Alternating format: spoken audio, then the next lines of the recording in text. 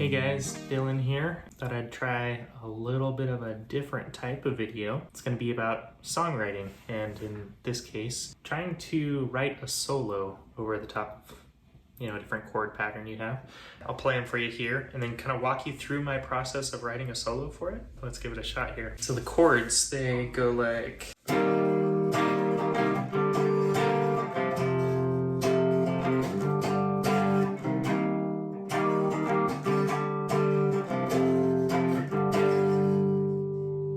thinking was that I would do a bit of a solo with some dirt on it over the top of that. So switch my channel here. I pre-recorded just a loop of that little section I played.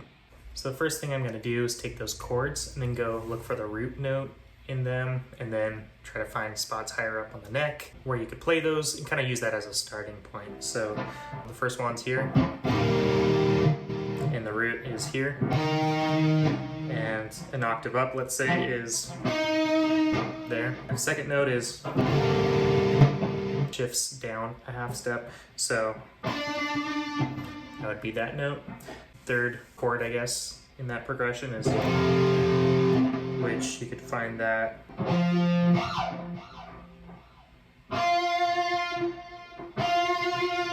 here. So we have,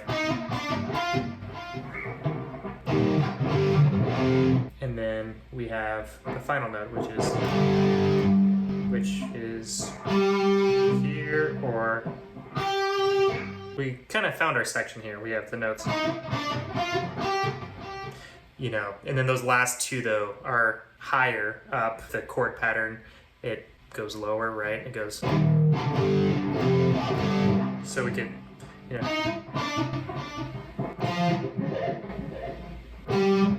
do something kind of like in there. Now that we kind of have a gist of like where the notes are in relation to each other in different positions, we could just start playing around with it. Not to say we have to stick to all those notes exactly, but I like having those as almost like guardrails, like things to refer back to, maybe trying to end on whatever, the chord progression ends on it. This is the note here. The note's also here.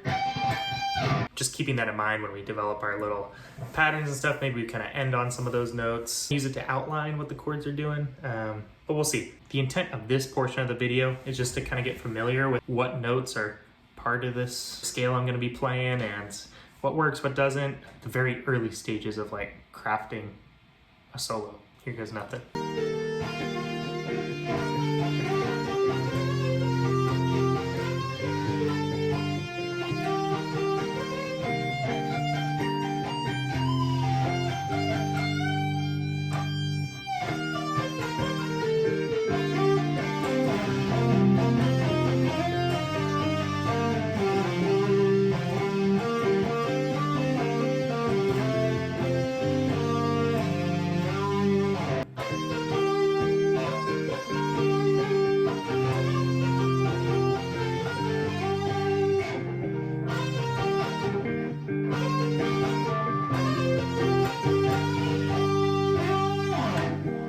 Just a quick note, obviously I'm playing notes that are outside the scale here. I don't have all the scales memorized from every position. Maybe I should, probably should. But just kind of going playing based off of feel. There's like some pentatonic shapes that are coming up. I'm trying to not play just in that pentatonic scale and be so boxed into that, but just trying to kind of see what comes. But along with that, phrasing as you play is very important. In some of the greatest solos, you notice that like their phrasing is 99% of the magic there. You could play all up and down in the correct scale, the shapes, all you want, but if you don't have good execution and phrasing and feel, like, it's not as good in my opinion. But just my opinion. That's why I'm like stutter stepping, throwing in little bends in there, trying to see what feels right.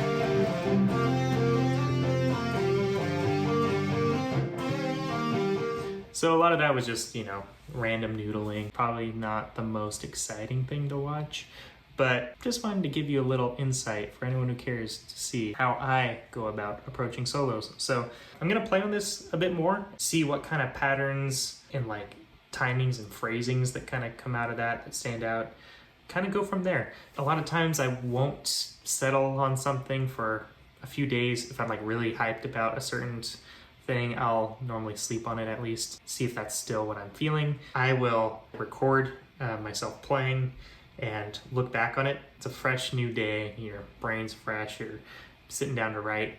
I normally won't at that point look back on what I was doing before. I'll see if any like new ideas flow to me at that point in time. And if so, I'll record them.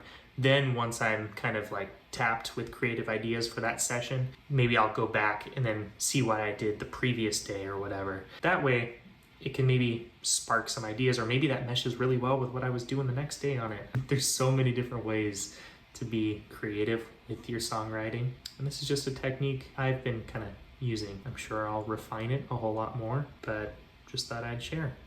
I'm here maybe a month and a half after I filmed that first portion you just saw of me brainstorming how I'm gonna approach that solo. And I think I got it pretty much locked into how I'm gonna wanna play it. Played it through rehearsals and then probably 3 times now live with my band, and the track hasn't been fully recorded yet, but I think I got something I dig. This is what I got so far.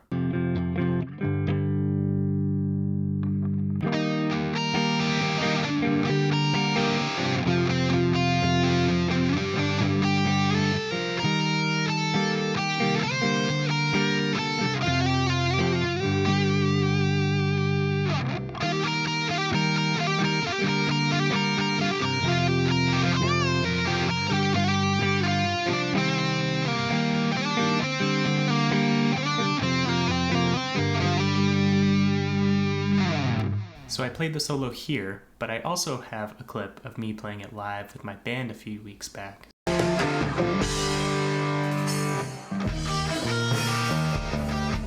Dylan!